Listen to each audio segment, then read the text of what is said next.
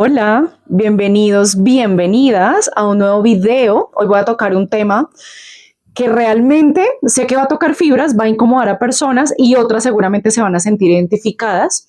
Y les voy a contar por qué salir del cristianismo, de la religión cristiana, fue muy liberador para mí. Yo fui cristiana durante 6 años más o menos, eso fue como de los 16 años, comencé adolescente, salí adolescente también a los 22 años y por supuesto que hablar de esto para mí no es nada fácil. Sentí miedo de hacerlo durante algún tiempo, porque en estos espacios obviamente le enseñan a uno que cuestionar está muy mal, cuestionar es peligrosísimo, que dudar es pecado, que pensar demasiado y dudar demasiado puede alejarte de Dios, o Dios te descarta de sus preferidos, que si te vas te pierdes y que si llegas a dudar te condenas. Y pues precisamente hoy quiero hablarles de eso. Porque dudar para mí no me destruyó, al contrario, me liberó.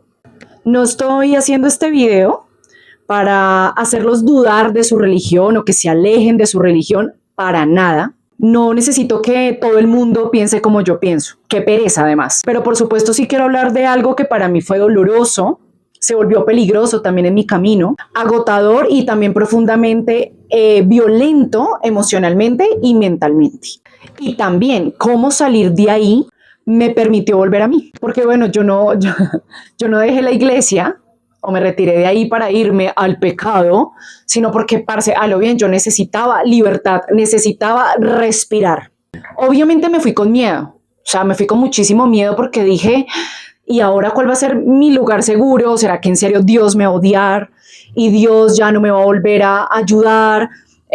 Bueno, porque pues el lavado de cerebro que uno recibe allá adentro es bastante fuerte e intenso, pero oigan, así de rebelde soy yo que con todo y ese miedo me largué. Entonces, bueno, vamos con la parte 1 y es el miedo como base de todo. Algo que me marcó muchísimo del cristianismo es que una de sus grandes bases se sostienen a través del miedo. La relación con Dios está basada en el miedo. Entonces, miedo al infierno, miedo a equivocarte, miedo a decepcionar a Dios, miedo a abrir puertas, miedo a pensar diferente, miedo a tu propio cuerpo, miedo a tu propia sexualidad, miedo a dudar. Por supuesto, ahí es donde me preguntaba como qué tipo de amor necesita tanto miedo para sostenerse, pana. Porque claro, si una desde pequeña crece escuchando, cuidado con lo que piensas, cuidado cómo te mueves, cuidado cómo te sientas, cuidado que Dios te está mirando, cuidado con lo que haces en lo íntimo, no te toques así, no hables así, cuidado con cuestionar. Entonces, claro, la mente comienza a autovigilarse todo el tiempo y eso genera culpa, muchísima culpa. Va creando unos rayecitos bien duros ahí en la cabeza. Yo llegué a sentir culpa por cosas absolutamente humanas, por sentir deseo, por enojarme, por no querer obedecer, por hacer preguntas, por no sentirme suficientemente espiritual o merecedora del amor de Dios. Y pues obviamente ya uno llega a un punto donde no sabe si realmente ama a Dios o le tienes un miedo en el hijo de puta. Bien, vamos por la parte 2, la jerarquía y el control. Otra cosa que me chocaba muchísimo era la estructura jerárquica. Siempre en estos espacios, o así te lo enseñan, hay alguien por encima de alguien. Dios arriba, el pastor interpretando a Dios, el hombre encima de la mujer, los más santos, los más ungidos, los más usados por Dios, y abajo todos intentando sentirse suficientes, marica. Yo ahí realmente nunca sentí horizontalidad, nunca sentí humanidad real. Era como una competencia ahí como medio silenciosa para ver quién estaba más cerca de Dios. Quién oraba más, quién ayunaba más, quién era más puro, quién pecaba menos, o quién escondía los pecados mejor, más bien. Y pues eso es lamentable, porque a la final terminas es como comparando tu espiritualidad todo el tiempo con otros. Unos sintiéndose superiores, obviamente en medio de sus guardados, porque están más conectados o porque Dios los usa más para dejar sus mensajes a la humanidad. Y otros otras sintiéndose falsas, sucias, pecadoras, simplemente por ser humanas. Y bueno, llegó el momento donde yo empecé como a cuestionarme porque una experiencia espiritual, una religión que se supone que habla de tanto amor, tendría que hacerme sentir menos. ¿Por qué necesito que otro ser humano me diga cómo debo vivir para que Dios no se enoje conmigo? ¿Por qué hay tanto control sobre la vida íntima de las personas? Bien, vamos con la parte 3. Lo que es ser mujer dentro del cristianismo, por supuesto, según mi experiencia. Me parece importante aclararlo, ¿no? Entonces, obviamente ser mujer dentro de estos espacios para mí fue muy fuerte, muy intenso, porque gran parte de las enseñanzas de la palabra de Dios en este espacio religioso que es el cristianismo estaban atravesadas por el control del cuerpo femenino. La mujer sumisa, la mujer obediente, la mujer callada, la mujer virtuosa. Y si no encajas ahí, entonces eres una problemática pecadora, rebelde, mundana, pecadora. Y pues ahí es donde yo me di cuenta que dentro de la iglesia existían solo dos opciones de ser mujer. O eres la Virgen Santa o eres la puta pecadora. Pero no hay más. No había más espacio para ser humana, compleja, libre, deseante, contradictoria. Y pues amigos, amigas, amigues, eso desgasta muchísimo a quien sea. Porque empiezas a actuar para ser aceptada. Y veía que las otras mujeres hacían exactamente lo mismo. A vigilar cómo hablábamos, a vigilar cómo nos vestíamos, cómo nos movíamos, cómo amábamos, cómo nos relacionábamos con nuestro cuerpo de mujer. Y honestamente, a mí me parece muy violento que una religión esté tan obsesionada con controlar especialmente el cuerpo y la sexualidad de las mujeres. Parte 4. Homofobia y amor con condiciones. Otra cosa que yo tampoco pude sostener fue ver la homofobia tan infinita que tienen ahí. Porque yo no entiendo cómo alguien puede llamarse amoroso mientras va rechazando las diversas formas de amar.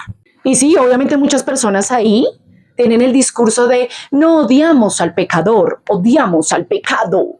Pero hombre, cuando constantemente le estás diciendo a una persona que su amor está mal, que su identidad está mal, que su existencia decepciona a Dios, que su sexualidad decepciona a Dios, pues marica, eso duele y duele muchísimo. Eso marca y yo siento que marca para toda la vida. Y pues claro, ahí uno empieza a observar esa contradicción entre el discurso y las prácticas reales de estas personas, de esta religión, de estas iglesias. Porque es que, hombre, el amor no debería exigir que alguien se niegue a sí mismo para poder ser aceptado por un Dios, por una divinidad. ¿Cómo es posible? Parte 5. El dinero y la culpa. También debo aceptar que me impactaba muchísimo el tema del diezmo. La idea entonces de que entre más das, más Dios te bendice. Y claro, pues habrán personas que lo viven alrededor de la fe y está perfecto, pero también vi muchas personas que lo viven alrededor de la culpa y es frustrante cómo lo habitan en su interior. Gente que apenas a lo bien tenía solo para comer y se sentían súper mal porque no podían dar más dinero a la iglesia. Personas que sentían que si no daban el dinero suficiente o el diezmo suficiente, pues Dios no las iba a prosperar, no las iba a bendecir, porque ese es el discurso de los pastores que se paran allá. Entonces, obviamente, entre más le diezmes a Dios, pues el más dinero te va a dar. Y eso me empezó a parecer muy doloroso y muy paila, porque otra vez aparece la idea de no eres suficiente. Nunca oras suficiente, nunca crees suficiente, nunca diezmas suficiente. Siempre faltaba algo. Parte 6. La libertad de dudar. Y aquí viene la parte más importante para mí.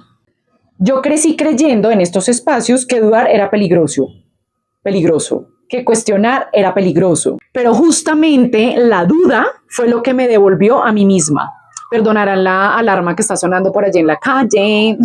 Dudar me permitió pensar, me permitió discernir, me permitió escucharme y salir del miedo. ¿Y saben qué fue lo más hermoso de todo? Que me permitió experimentar a la divinidad. No creer en ella, experimentarla.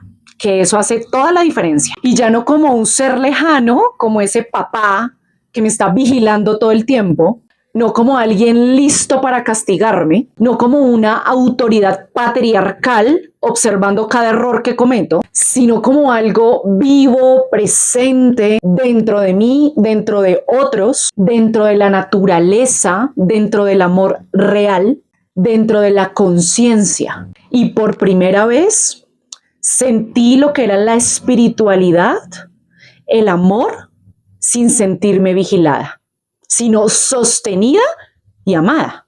Que si eso no es la divinidad, si eso no es Dios, entonces, ¿qué es? Y pues amigos, amigas, amigues, eso fue profundamente liberador para mí. Una delicia. Y bueno, para ir cerrando, ya sé que hoy no necesito tener todas las respuestas. No necesito un libro que me esté respondiendo qué va a pasar desde que nazco hasta que me muero y qué va a pasar después. Ya no necesito eso. Y curiosamente, aceptarlo me ha regalado muchísima paz, más que cuando intentaba encajar perfectamente dentro de una religión. Ya no necesito aparentar que soy solamente luz, porque es que no solo somos luz, somos muchísimos colores, somos un montón de matices, somos muchas contradicciones. Y creo que la espiritualidad más honesta, esa espiritualidad que se encarna, es cuando dejamos de actuar, para mí, para ser aceptados y empezamos a mirarnos con toda la verdad de lo que somos, con luces, sombras y colores. Respeto a las personas religiosas, a las personas creyentes. Esto no es un ataque personal. Esto simplemente es mi experiencia personal. Pero sí creo, a lo bien, que ninguna espiritualidad debería sostenerse desde la culpa, el control, el castigo, el miedo o la vergüenza. Y si cuestionar algo nos devuelve la libertad, entonces hay que hacerlo. Recuerda que el cuestionamiento no es lo peligroso. Lo peligroso es que nunca puedas pensar por ti mismo o por ti misma. Todo aquello que no te permite cuestionarte, cuestionar a los demás, cuestionar a ese superior, es un dogma, es una secta. Y eso es muy peligroso. Así que bueno, voy a dejar mi video hasta acá. Gracias por escucharme. Me encantó contarte mi experiencia y si deseas compartirme algo, déjamelo en comentarios. Si quieres también compartirle este video a alguna persona que sientas que lo necesita, pues bueno, hazlo. Gracias por estar acá. Muchas bendiciones.